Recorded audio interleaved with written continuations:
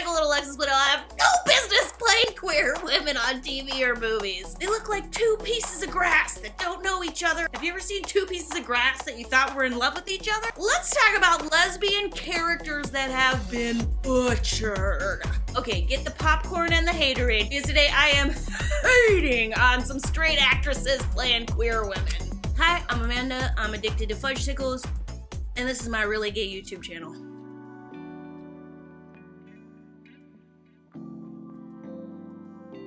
Sometimes when straight people play queer people, they pull it off. And other times, it's terrible! Here are my least favorite portrayals of lesbians or queer women on TV or movies. Disclaimer, I actually do not know how all of these women identify. They all either are with men or appear to be straight. But I will go ahead and say there's a chance maybe some of them are queer and they just haven't come out, or I just don't know about it. Maybe they're queer and they just happen to be with men. That's not really the point of this video. The point of this video is picking on actresses who suck at playing queer women. Rachel Weisz and Rachel McAdams in Disobedience. I watched this movie a few years ago with my partner, expecting it to give me a couple of hours worth of some dark lesbian drama by two fabulous actresses, and all it gave me was depression. From the first moment Rachel McAdams and Rachel Weisz are on screen together, there is no chemistry. When they kiss, it is not hot. I would say most of the movie I was rooting against them.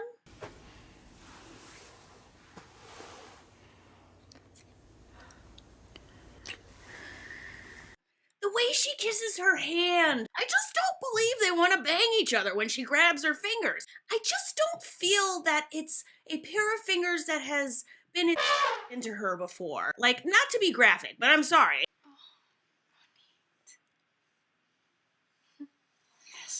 Oh, insert name. This is real dialogue.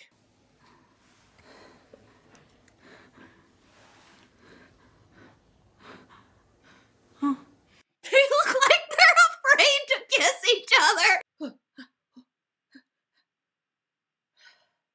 kisses like that? Katherine Heigl and Alexis Bledel in Jenny's Wedding are terrible together. Now, Jenny's Wedding is a movie with this kind of end of, mom reversing her homophobia ending, like that, people like me who are estranged from their parents have dreamed of. And I love it for that. It's really nice to see fictional conservative parents turn their ship around and decide to support their daughter. Alexis Bledel actually has very little screen time in this movie. When she does get the chance to act in a scene, it looks exactly like a straight actress acting in a scene. It's like if somebody took Rory Gilmore, cut 2 inches off her hair and said, ta-da! She's a lesbian! Uh-oh. Potato chips. Bad time with you? There's my lesbian lover, and I'm definitely a lesbian too. Katherine Heigl is probably the worst portrayal of a lesbian I've personally ever seen. And I'm not a Heigl hater. I could give a about Judd Apatow. I've just seen her portrayal as a lesbian, and this ain't it. I've decided I want to get married. Wow. She's telling her she wants to get married the way you tell your coworker at Subway you want to get married. Like, hey, Alexis Bledel's character, I've been thinking about getting an electric toothbrush. And then when I thought some more, I decided that we need to get married. And have a family. I never thought I would hear you say that. They do not look like they're in love!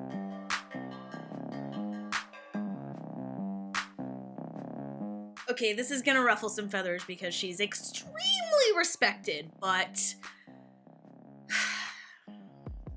Cate Blanchett and Carol is not believable. I'm sorry. Now I'm going to be honest. I did not actually finish Carol. I fell asleep while my partner finished it.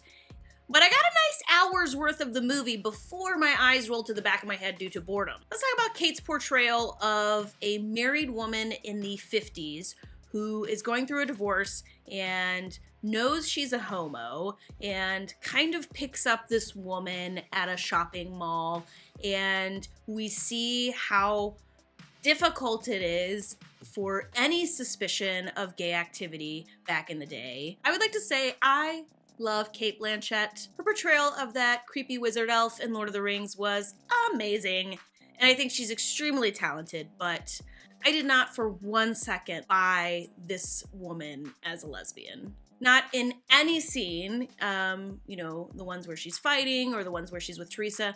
No scenes did I look and see a closeted homosexual. I saw somebody trying to look like a closeted homosexual. Mara Rooney did a little bit better job of playing a queer woman, which was interesting because there was a lot of scenes in the movie of her with men.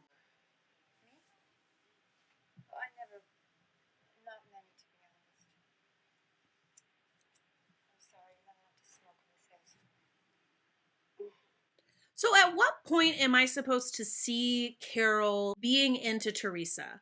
It looks like she's just trying to find a toy for her kid. And I gotta be honest, when you have a connection with somebody like that, whether you're buying coffee at a barista shop, whether you're, you know, hanging out with a new acquaintance, you can tell right away if there's a little bit of a spark there. It's not like, oh yeah, help me find a present for my kid, here's some money. Oh my God, I wanna f you. Your eyes pop open a little bit when you see a hot chick. Carol's more into her damn cigarette than she is the person in front of her.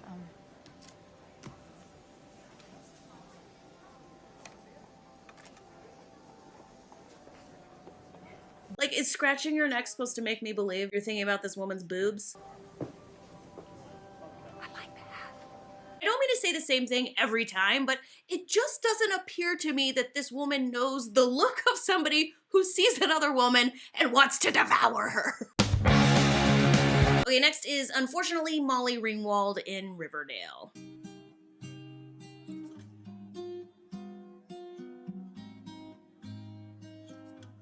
Now, I want to preface this by saying I love Molly Ringwald. I don't even necessarily blame her for this. The producers don't even give this relationship any screen time. It's just kind of thrown out there to get some gay points or some shit. And I realize Mary's not a lesbian character on the show either, but I just wanted to throw it in because my girlfriend watches Riverdale a lot, and when she happened to have it on one day and Molly Ringwald comes on and like casually mentions her queer lady relationship, and then they're like, all right, bye. I was kind of like, what? We're just supposed to believe this is real? Like, what?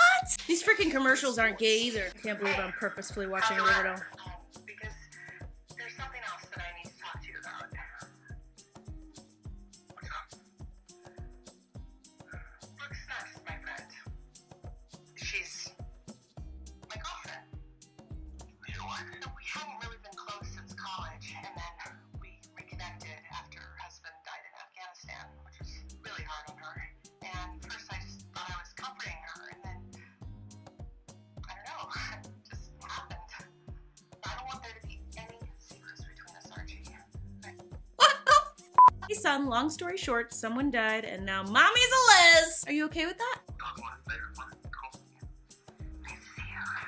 Oh, and they give this new queer character all of like 12 seconds to come out to her son. Nice, CW. For real, Molly Ringwald's awesome and it's not really her fault, but this whole thing is a ball of shit and I had to put it on the list. Okay, my last dig is probably going to get me in a little bit of trouble because I've never heard anybody else express this opinion before. I'm calling out Laura Prepon from Orange is the New Black. Oh my God! How dare you?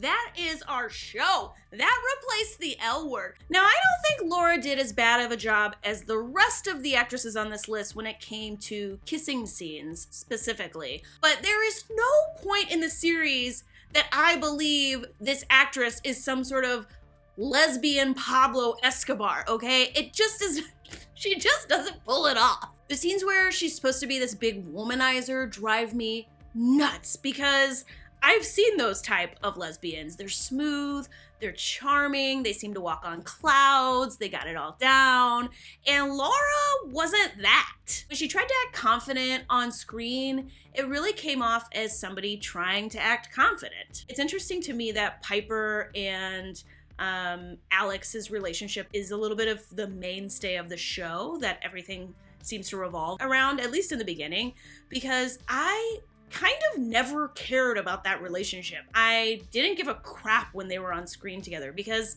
frankly, I didn't believe it. They were not hot sex scenes. I would rather watch Taryn Manning masturbate with a cell phone 1,000,000 times before I'd watch Laura Prepon going down on Piper.